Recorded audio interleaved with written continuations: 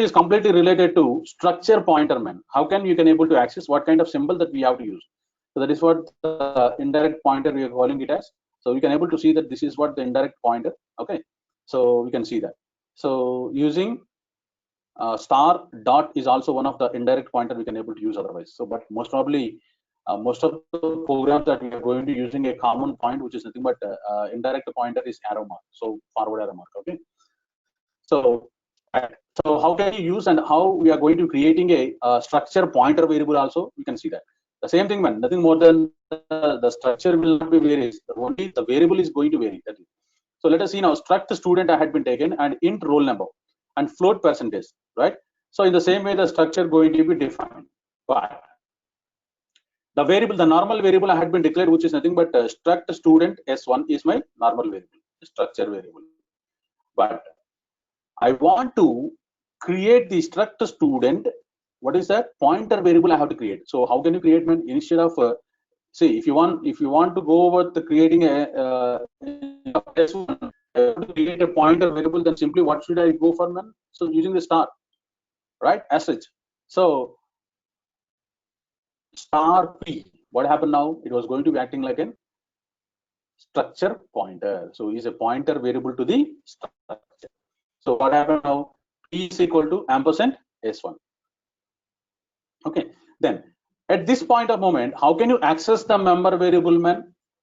So previously what we told, some p dot dot is the operator we has been using, but the only syntax that was very clear now, as it is a pointer, what we should have to go for indirect pointer. That means arrow mark. Okay. Or otherwise, we can able to go with this one also. See, star p. Okay. But better way is to go with always go with this one. So that is what the simplest ways and easy to remember also. Okay. So this is what the code that he has been given. So fill in the missing code. He does not given those kind of things, man. He has given only the percentage yes, percentage d, and percentage f. He has been told. And here also all these things was not yet been created. Okay. So what happened now? Let us see now. It was going to be created. See, account. Account is my structure here now. So what does it consisting of? Member fields name, account number, and so struct account number. So what is the ACC is a normal general structure variable, and pointer to a structure is also created. What is that? Star p, right? So let us see. Now we have to calculate all the things with pointer variable only. Okay. So p is equal to what we said, man, ampersand of ACC. So that means what we said, whatever the variables are, whatever the memory related to the ACC structure variable that was being stored into which variable, man, pointer variable p. So we can able to easily access according to that, right? So the initial pointer that was being stored into this one. So printf enter the name of the account holder. So what we have to go for name, as it is a percentage s, right? As it is string. So p dot name, or so actually previously if it is not a pointer, then what we can able to go for p dot name. But what happened to do now, as it is a pointer variable, p indirect pointer name, that's what we are going to be using that. Okay. In the same way, account number, as it is an integer, ampersand p indirect pointer account number, and here it is a balance in the ampersand, as it is an integer, as it is in float, then ampersand p indirect pointer balance. That means we are going to reading the values into these three variables, man. Once you read the three variables, then we can able to display. How can you display? The same thing. P indirect pointer name, as he is going to asking for percentage yes, right? And for account percentage D, P indirect pointer account number. So P indirect pointer balance. This is how we can able to access the member variables. So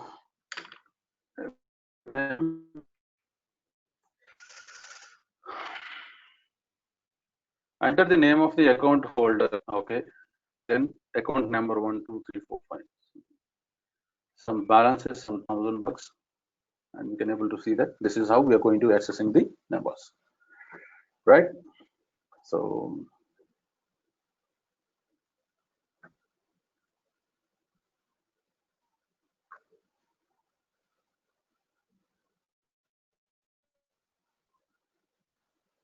Oh, yes. How can you using a his somewhat deeper he was going into. So using the malloc function, how can you create the pointer for a structure like that? He was going to ask me. Okay. So and how can you deal with all these kind of concepts? The same concept only, nothing more than that. The pointer variable only. But the allocation actually previously what you told, man, as it is as you have an normal variable ACC number, we have another variable which is nothing but ACC underscore number is one of the variable that we have, general structure variable. So that for this P, you are going to directly assign that ACC underscore number. But now, what he's trying to say here is you don't want to use it. He wants to use only the P, and he wants to create the memory according to that one only. So what will happen now? For a pointer variable, how can you create a memory? You can able to, so using the malloc function, we can able to use that. So let us see now how it was going to be. See, what the normal thing here is he was taken the same account here, name, number, balance, right? So account is one of the thing that a structure it was referring to, and he has been created that pointer variable to is to that account structure. Okay, so P is equal to, how can you create the memory allocation, man? So depends on the structure, whatever the size is there, the means char is holding some 20 bytes because it is 20 characters, it is maximum acceptable. So 20 bytes plus account is 2 bytes, 22 plus 4. Float is nothing but 26. That means 4 bytes. So that means totally 28 bytes it has to be created. So how can you create the 28 bytes using the malloc function, man? So first one, it has to be typecasted. So what is the typecasting? It was converted into struct account star, right? As it is a pointer variable only. It was trying to referring to a pointer variable. So integer pointer variable. So it was a struct. Struct is also a data type. So struct account is one of the mandatory things. Then star it was going to be returning. Then malloc is a keyword, and using the function, the size of operator. What is the size of the operator? Struct account. What is the size of the struct account? 28 bytes. 28 bytes of memory allocation was being created using the malloc function, and the remaining code is as it is the same that we have to follow whatever we had been discussed in the previous topic. Okay. So for accessing the member variables, P indirect pointer name, P indirect pointer account number, P indirect pointer balance, and so on, you can able to finally display those values. So P indirect pointer name and all. Okay. So you can able to insert the values.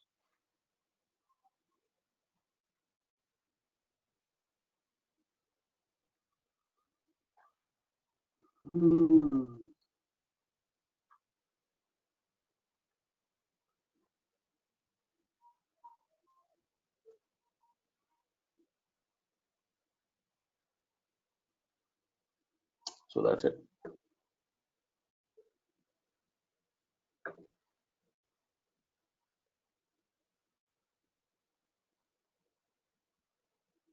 And slowly he's getting into somewhat deeper concept, which is nothing but pointer arrayment.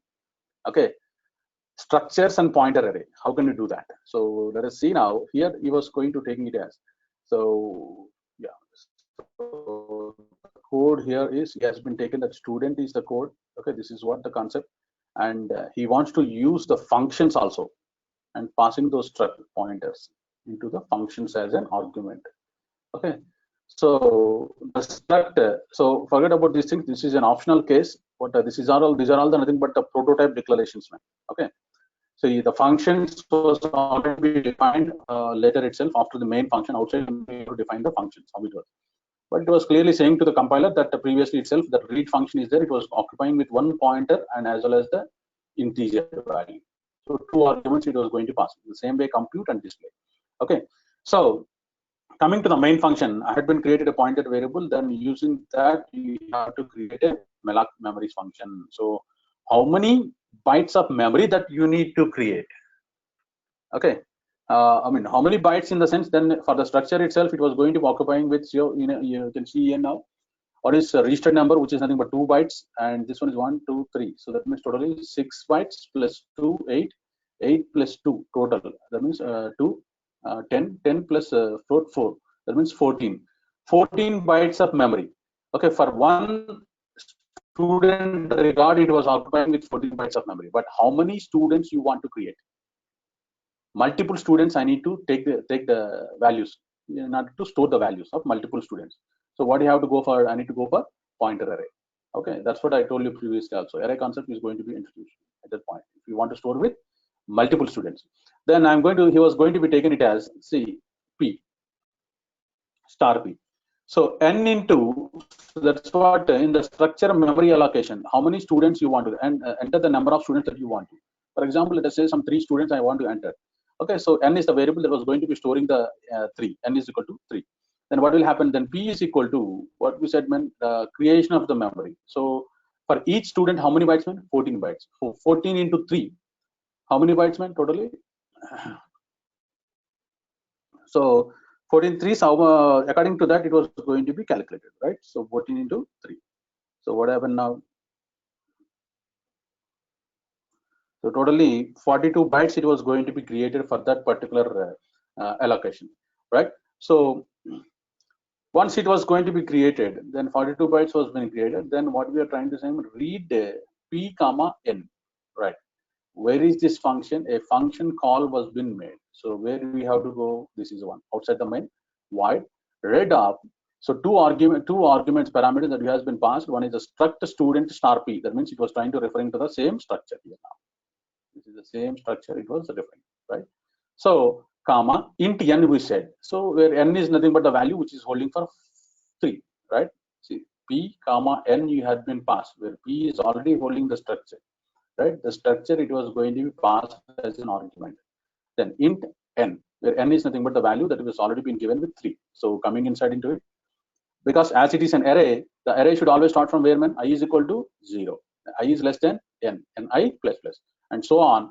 Again, the scanf function is going to be used. So I told you previously also, if it is a pointer array, what is the indication, man? P plus I. P plus I, that means in the first 0th location, what is that, man? Registered number, number of marks, and for what is it? Maths marks, C marks, and Java marks. That has to be taken into. Okay, once you taken up to how many student records that we need to take in? Totally 3 number of student records that we have to be taken using this one concept. Okay, so this is all. Then in order to calculate, for calculation purpose, what he told, man? So P plus I total is equal to what he told, P plus I maths plus P plus I plus C marks plus, and again we have to put it in the, because as it is a 3 student record, we have to keep it for a for loop. In the for loop itself, we need to calculate that. So before calculating the average also, we need to, again, as the total is an integer, then we have to convert all the value into float. Okay, so that is also thing happening. So for simply displaying what, man, instead of scanf, we are going to using the printf, but instead of ampersand, what we are going to P plus I registered number, P plus I total number, P plus I average number. So this is how we can able to go for. So this is what the pointer array, so that we can able to store the multiple student records, and as well as if you want to go for any kind of organization using this kind of code, we can able to use n, where n is nothing but 700. Then what will happen? 700 employees you can able to enter. Okay, details. So, but very few common fields that we are going to be taking, as it is an lab work. Okay, so the number of students that I like to go for, man. So for example, 3. So the student is roll number is 1. And the number of 3 subject on 20 30. Okay, then so student number is 2, and then 40 50 and 60, right? And student number 3, so 70 80 and 90. So